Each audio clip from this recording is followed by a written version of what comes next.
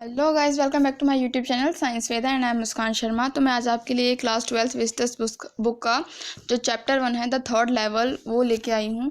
तो आप इस चैप्टर में स्टार्टिंग से लेकर एंडिंग तक बने रहे। मैं आपकी गारंटी लेती हूँ कि आपको 100% ये चैप्टर समझ आने वाला है। तो गाइस, ये चैप्टर स्टार्ट करने से पहले मुझे आपको बहुत इंपॉर्टेंट बात बतानी है। ये चैप्टर ये बहुत ज़्यादा थ्रिलिंग चैप्टर है, बहुत ज़्यादा एंटरटेनमेंट है इस चैप्टर में। पर बहुत सारे बच्चों को ये चैप्टर समझ नहीं आता, बिकॉज वो कभी सोचते हैं कि ये यहाँ पे क्या हो रहा है स्टोरी में, फिर एंड में जाते जाते क्या हो गया। तो गाइज, आपको ये एक स्टोरी जो होगी वो ज्वाइन करके रखनी पड़ेगी, मतलब स्टार्टिंग से लेके एंडिंग तक कहीं पे भी कोई भी पॉइंट ज्वाइन हो जाएगा। तो गाइज, अब मैं जो बता रही हूँ आप ध्यान से सुनिए। अगर आपके पास बुक है तो आप बुक ओपन कर सकते हैं, अगर आपके पास बुक नहीं है तो मैं ये PDF लेके आई हूँ, तो आप PDF के थ्रू आपको अच्छे से समझ आ जाएगा।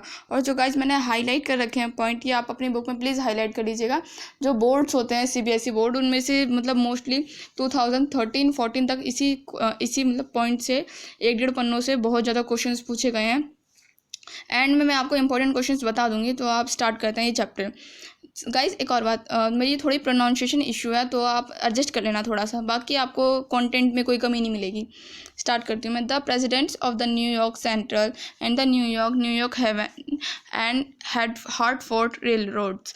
तो कहते हैं ये जो 4 नाम दिए गए हैं ना, तो ये नाम है जो जैसे हमारी रेलवेज होती हैं, जिसमें एक हो गई शताब्दी, हो गई गरीब रथ, हो गई, वैसे नाम दिए हुए हैं। तो वो कहते हैं द प्रेसिडेंट, जो उसके प्रेसिडेंट हैं उस ट्रेन्स के, रेलवेज के, will swear on a stack of timetables. कहते हैं वो जो इस पे वो कसम खा सकते हैं। तो क्या कुछ भी नहीं बताया इसमें। तो कहते हैं जैसे जो बाहर की कंट्रीज होती हैं ना, उसमें कहते हैं I will swear on a stack of Bible. मैं बाइबल पे हाथ रख के कसम खा सकता हूँ, मतलब सच। जैसे वहाँ पे कोर्ट वगैरह होते हैं ना, तो उसमें ऐसे करते हैं। तो जो उनको कहते हैं ना, काम ही पूजा है। जो रेलवेज के जो प्रेसिडेंट होते हैं, उनका तो काम ही वही है कि मतलब जो बस है वो, मतलब जो ट्रेन है वो पंचुअलिटी से आए, टाइम का इशू ना हो। तो कहते हैं कि मतलब मैं कसम हाथ रख के कसम खा सकता हूँ कि देयर आर ओनली 2। तो यहाँ पे क्या 2 है, यहाँ पे जस्टिफाई नहीं किया गया है। बट आई से देयर आर 3, पर मैं कह सकता हूँ यहाँ पे 3 है, अभी भी जस्टिफाई नहीं किया गया है बस। Because I have been on the third level of Grand Central Station. कहते हैं मैं जो थर्ड लेवल है ग्रैंड सेंट्रल स्टेशन का, उस पर जा चुका हूँ। Yes, I have taken the obvious step. हाँ, पर अगर मैं किसी को ये चीज़ बोलूँगा तो वो मुझे पागल कहेंगे। आई टॉक टू अ साइकेस्ट्रिक फ्रेंड ऑफ माइन। मैंने अपने एक साइकेस्ट्रिक फ्रेंड से भी बात करी, और अदर लोगों से भी बात करी। I told him about the third level at Grand Central Station. मैंने उसको मतलब जो ग्रैंड सेंट्रल स्टेशन है उसके बारे में बताया। And he said it was a walking dream wish fulfilment. तो वो कहता है ये जो है तुम्हारा ये वेकिंग ड्रीम विश फुलफिलमेंट है। तो कहता है वो क्या होता है, मतलब मैं आपको बताती हूँ क्या होता है। ये जो वेकिंग ड्रीम विश फुलफिलमेंट होती है, इसका मतलब होता है, मैं आपको एक डेली लाइफ से मतलब एग्जांपल रिलेट करवाती हूँ। जैसे आप या फिर मैं अपना एग्जांपल बताती हूँ। जब मैं क्लास में होती हूँ, मेरे को मैथ बिल्कुल पसंद नहीं है। That's why I am a PCB student. तो क्या कहते हैं, मैथ क्लास जब होती थी ना 10th तक, तो मतलब मैं विंडो सीट पे बैठती थी। तो विंडो सीट से बाहर ना मतलब बच्चे खेल रहे होते थे, छोटी क्लास के बड़ी क्लास के भी। तो मैं बैठी तो क्लास में होती थी फिजिकली, बट मेंटली जो मेरा दिमाग होता है ना, वो बाहर होता था कि मतलब मैं भी खेल रही हूँ बाहर। ठीक है, तो ये वही चीज़ है, मतलब जागते जागते सपने देखना। ही सैड आई वॉज अनहैप्पी। वो कहता है मतलब जो मेरा फ्रेंड है वो कहता है कि मैं खुश नहीं हूँ। That made my wife kind of mad. वो कहता है ये जो मेरी वाइफ है ना, मतलब मैड का मतलब यहाँ पे पागल नहीं होता हर जगह पे, मतलब आपको रिलेट करना पड़ेगा सेंटेंस को, मतलब वर्ड से। तो यहाँ पे मैड का मतलब होता है मतलब गुस्सा। तो ये बात होती है ना कि मैं खुश नहीं हूँ, तो मेरी वाइफ को गुस्सा दिला देती है, क्योंकि मेरी वाइफ ऐसा सोचती है कि ये मतलब मैरिज में होके इस मतलब वाइफ की वजह से हैप्पी नहीं है। तो बट वो एक्सप्लेन करते हैं that he mean the modern world is full of insecurity, fear, war, worry and all the rest of it. तो जो फ्रेंड होता है मेरा, वो एक्सप्लेन करता है जो ये मॉडर्न वर्ल्ड है, आज का वर्ल्ड है, ये इनसिक्योरिटी से भरा हुआ है, फियर से भरा हुआ है, वॉर, वरी और and all the rest of it. मतलब जैसे इनसिक्योरिटी किसी भी चीज़ की हो सकती है, जैसे किसी को जॉब की है, किसी को मैरिज की है, हर चीज़ की इनसिक्योरिटी अपनी अलग अलग होती है हर लोगों के लिए। तो फियर, डर, मतलब जैसे क्या कहते हैं, अभी हमें कॉम्पिटिटिव एग्ज़ाम्स देना है, तो कॉम्पिटिटिव एग्ज़ाम्स में क्लियर होगा नहीं होगा, बहुत चीज़ का भी डर होता है। तो वही डर है यहाँ पे, वॉर, हर जगह लड़ाई झगड़ा चल रहा है, डर डर मतलब डर का माहौल है। मतलब अब बाकी जितने भी बेकार वर्ड्स बचे हुए हैं ना, आप सारे लगा दो मॉडर्न वर्ल्ड के लिए। And that I just want to escape, और इन सब से मैं दूर जाना चाहता हूँ, ऐसा मेरा फ्रेंड कहता है। वेल हु डजंट, पर ऐसा कौन जानता है, पर ऐसा मतलब कौन नहीं चाहता कि इन सब से दूर जाए।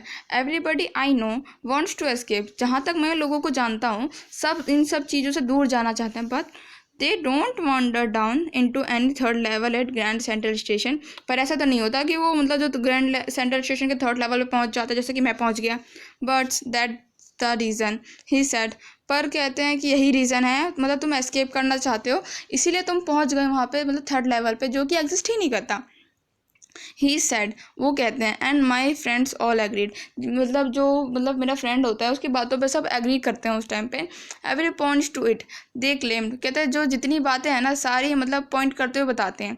माई स्टैम्प कलेक्टिंग, तो जैसे सबसे पहले वो बताते हैं जो स्टैम्प कलेक्ट करता हूँ। For example that's a temporary refuse, refuse का मतलब होता है जैसे कि मतलब बचना, छुप जाना।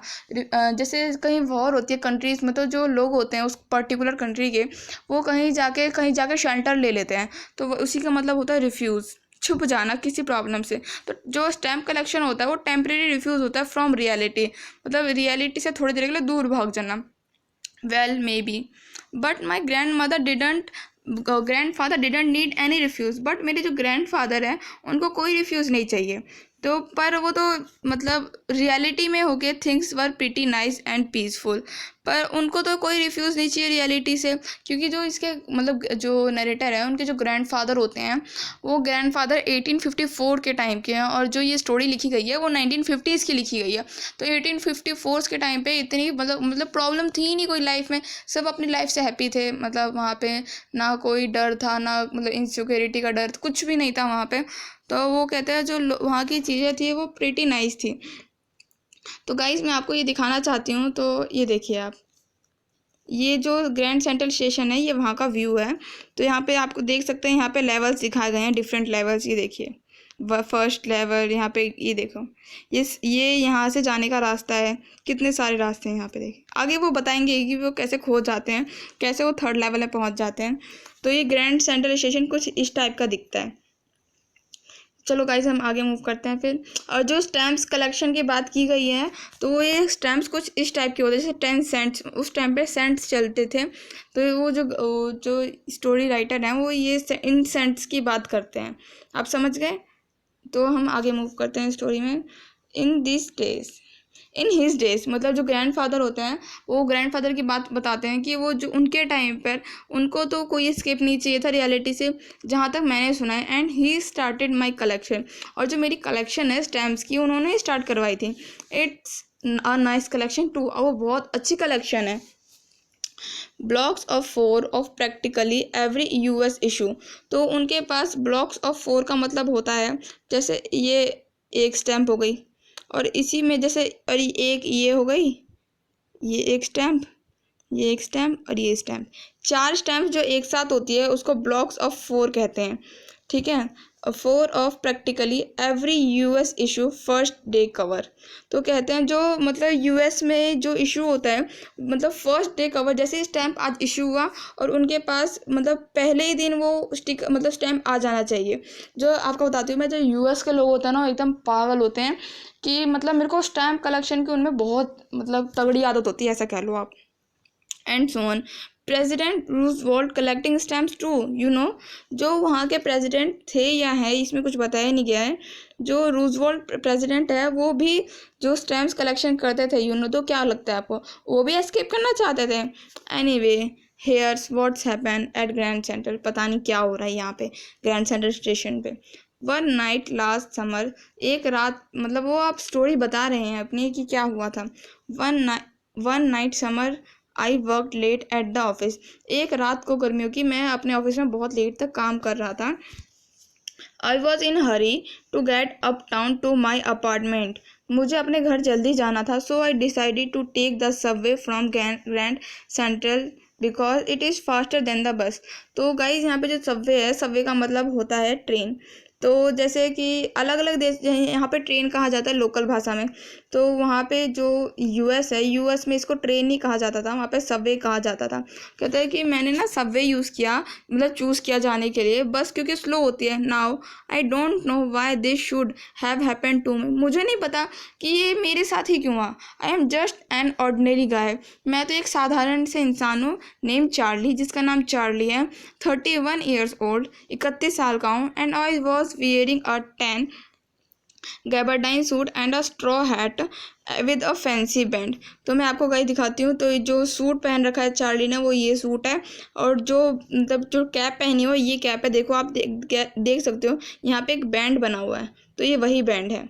तो आगे बढ़ते हैं। I pass a dozen man who looks just like me. और मैं मतलब डोजन यहाँ पे कहा गया है कि मैं बहुत सारे लोगों के बगल से गया जो बिल्कुल मेरी तरह लग रहे थे। And I was not trying to escape from anything. और मैं उस टाइम पे कुछ कहीं से भी एस्केप नहीं करना चाहता था। I just wanted to get home to Louisa my wife. तो यहाँ पे बताया गया उनकी जो वाइफ है उनका नाम लुइजा है, मुझे बस लुइजा के पास जाना था। I turn in to Grand Central from Vanderbilt Avenue. तो कहते हैं कि मतलब जो एक इस प्लेस से देखिए, यहाँ से वो ग्रैंड सेंट्रल में पहुँच जाते हैं। And went down the steps to the first level. तो फर्स्ट लेवल से चलते चलते चलते चलते where you take trains like the 20th century. तो कहते हैं जहाँ से मतलब 20th सेंचुरी की बुक्स, मतलब बस ट्रेन्स ले सकते हो आप वहाँ से। Then I walk down another flight to the second level. फिर मैं मतलब सेकेंड लेवल पे पहुँच गया, फर्स्ट लेवल सेकेंड लेवल पे पहुँच गया। Where the suburban trains leave from. तो जहाँ से जो सब अर्बन ट्रेन थी वो चली जाती हैं। Ducked into a arched doorway. तो गाइस यहाँ पे आर्च डोरवे ये होता है, तो जैसे ऊपर से कर्व होता है, तो डक्ड मतलब होता है थोड़ा झुक के चलना, मतलब कहीं उनका सर ना टकरा जाए, तो वो कहते हैं फ्रॉम डक्ड मतलब ducked arch doorway heading for the out of Grand Central 100 of times. जो मतलब ये जो राइटर है चार्ली, वो कहते हैं वो 100 बार यहाँ पे खो चुके हैं। बट आई एम ऑलवेज, मतलब लोग खोते होंगे पर मैं हमेशा खो जाता था। Bumping into new doorways and stairs corridors. कहते हैं मतलब कहीं कहीं से जाता था और कहीं से निकल जाता था। Once I got into a tunnel about a mile long and came out into a lobby of the Roosevelt Hotel। तो वो बताते हैं, मतलब एक बार अपना इंसिडेंट बता रहे हैं वो जोक के तौर पे। आई गॉट into a tunnel, मैं एक टनल में गया, about a mile long, मतलब इतनी दूर टनल थी वो, माइल लॉन्ग, एंड केम, और मैं बाहर निकला कहाँ, रूजवेल्ट होटल, मतलब एक बहुत बड़ा होटल होगा वहाँ का, वो बताते हैं। Another time, I came up in an office building on 46th Street, 3 blocks away। मतलब जैसे सेक्टर्स होते हैं ना, यहाँ पे रोहिणी के सेक्टर हो गया, तो वही बताते हैं जैसे ये 3 blocks away, मतलब इतनी दूर पहुँच गए, 46th स्ट्रीट पे पहुँच गए, जो कि 3 blocks away था ग्रैंड सेंट्रल स्टेशन से। Sometimes I think Grand Central Station is growing like a tree, pushing out new corridors and staircase like roads. तो गाइस जैसे ये एक ट्री है, गाइस ड्राइंग उतनी अच्छी नहीं है तो मत देखना उतना, बस समझ लेना। जैसे एक टनल यहाँ गई, तो ये टनल यहाँ ओपन हो रही है, यहाँ ओपन हो रही है, यहाँ ओपन हो रही है, फिर ये टनल घूम के कहीं से ओपन हो गई, फिर यहाँ से और ब्रांचेस निकल गई इसकी। तो वो उस टाइप से कहना चाहते हैं, जो ये ग्रैंड सेंट्रल स्टेशन है वो एकदम ट्रीज़ की तरह बढ़ता जा रहा है, बढ़ता जा रहा है। ठीक है, तो हम आगे बढ़ते हैं। जैसे यहाँ पे आपको दिखा रखा है, यहाँ पे ये एनसीईआरटी की पिक्चर है, उसमें देखो ये बता रखा है। There probably a long tunnel that nobody knows about feeling its way under the city right now, on its way to Times Square and maybe another to Central Park। मतलब वो कहते हैं कि शायद कोई टनल हो ये, तो जैसे टाइम स्क्वायर जो सेंट्रल, मतलब Time Square and maybe another to Central Park, ये मतलब वहाँ की जो खास जगहें हैं। ये कहते हैं कहीं ऐसा ना हो, मतलब ये जोक के तौर पे कहते हैं, कहीं एक टनल जा रही है उसमें से ग्रैंड सेंट्रल स्टेशन में से, और वो जो निकल रही है यहाँ पे निकल रही है Time Square and Central Park के पास। And maybe because for so many people through the years Grand Central has been an exit, a way of escape. Maybe that's how the tunnel I got into, but I never told my sacrist friend about the idea। कहते हैं कि मतलब हो सकता है बहुत सारे लोगों को यहाँ से एग्जिट मिल जाए, कहीं दूर जाने का, a way to escape, maybe that's how the tunnel. पर पता नहीं क्या है ये tunnel. I got into but I never, पर मैं गया था पर मैंने अपने फ्रेंड को ये नहीं बताया ये सब चीज़ें। The corridor I was in began and angling left and slanting downward and I thought that was wrong. तो कहते हैं कि वो कॉरिडोर में जाते हैं, मतलब लेफ्ट होते हैं थोड़ा, मतलब स्लैंटिंग डाउनवर्ड्स होता है। जैसे वहाँ पे ना स्टेयर्स नहीं थी, मतलब फर्स्ट लेवल से सेकंड लेवल पे जाने के लिए कोई स्टेयर्स नहीं थी वहाँ पे, कुछ इस टाइप का था ये, मतलब ऊपर से नीचे आता होता है ये एक, मतलब सबवे टाइप होता है। बहुत सारे स्कूल में कॉरिडोर्स होती है ना, उसमें ये ऊपर से नीचे तक आता है, तो वहाँ पे ये था।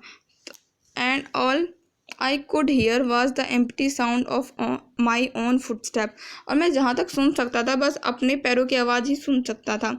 And I didn't pass a soul, और मेरे पास से एक आदमी तक नहीं गया, तो यहाँ पे यूज़ किया गया है soul.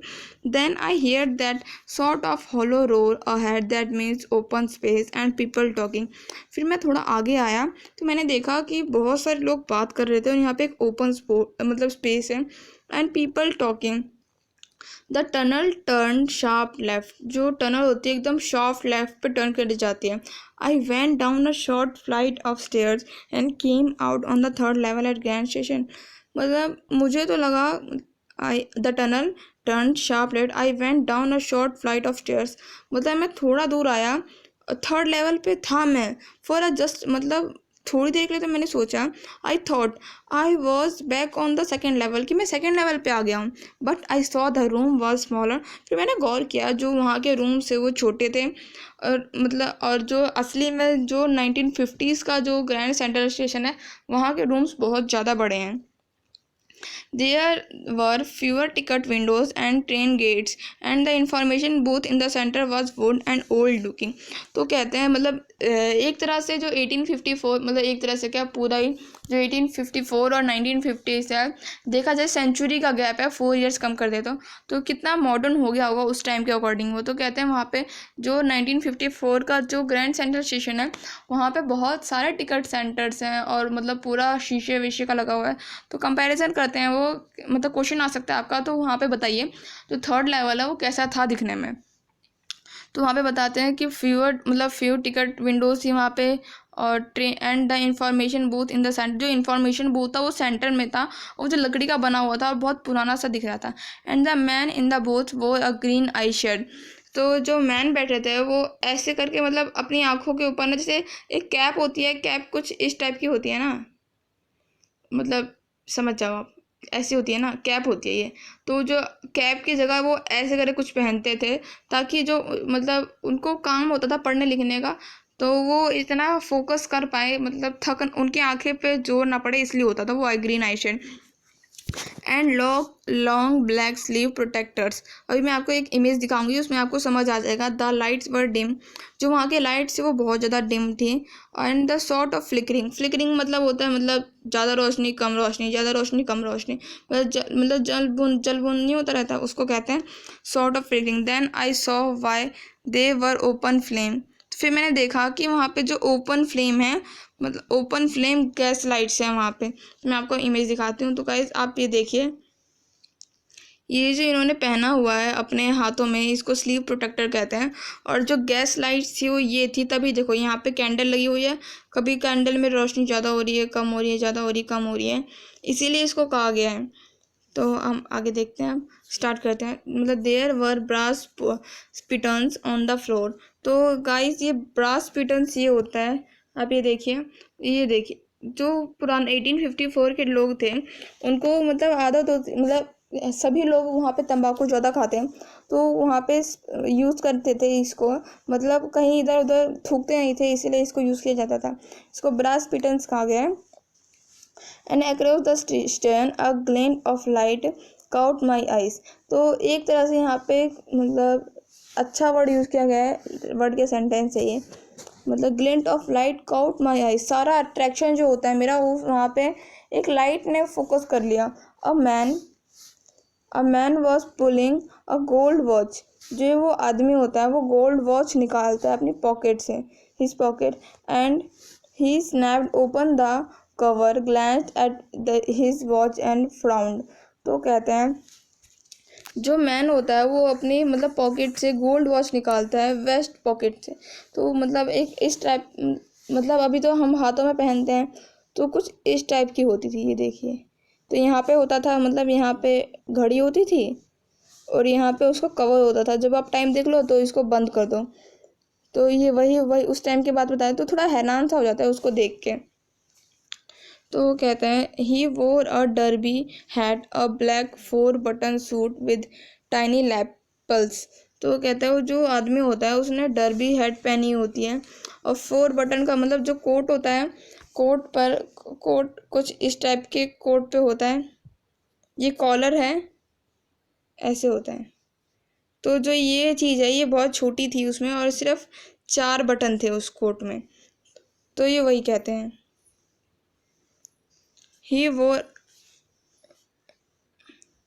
Then I looked around and saw that everyone in the station was dressed like 1819 something। तो वो गौर करते हैं जितने भी लोग थे वहाँ पे वो 1819 की तरह मतलब ड्रेस थे कुछ। I never saw so many beards, sideburns and fancy mustache in my life। तो कहते हैं मैंने अपनी लाइफ में मतलब इतनी बियर्ड कभी नहीं देखी, इतनी फैंसी मुस्टैच। तो यहाँ पे उन्होंने दिखाया गया है, शायद इसमें नहीं है पिक, वो मैं आपको अभी दिखाती हूँ पिक कि वो कैसी मुस्टैच रखते थे। मैं आपको बना के दिखा देती हूँ। जो एक यू शेप की मुस्टैच होती है और एक यू, और जो ईयर्स के पास से ऐसे जाते हैं ना, मतलब जो कुछ लोग होते हैं, मतलब जो महाराजा मतलब राजस्थान में जो राणा प्रताप के टाइम के लोग थे वो ऐसी मुस्टैच रखते थे। तो उस टाइम पे बताया गया है ये इतनी फैंसी और इतनी ज़्यादा moustache. A women walked in through the train gate, she wore a dress with leg of mutton. तो कहते हैं जो वुमेन होती है उसने ड्रेस पहनी होती है लेग ऑफ मटन की तरह। तो आप देख सकते हैं जो इस वुमेन की ड्रेस है, यहाँ पे देखिए, यहाँ पे थोड़ा मोटा हो रखा है और यहाँ पे पतला है। तो उन्होंने कहा है लेग ऑफ मटन को, इस ड्रेस को। तो वो हाई जो उनकी स्कर्ट थी वो उनके बटन वाले शूज़ को कवर कर रही थी। Back of her out on the tracks I caught a glimpse of a locomotive, a very small Currier and Ives locomotive with a funnel shaped stack, and then I knew. तो वो कहते हैं कि मतलब जो ट्रेन होती है ना, ट्रैक्स, उसको जैसे हम कहते हैं ना ये यार कहाँ से बाबा आदम टाइप के ज़माने का है ये।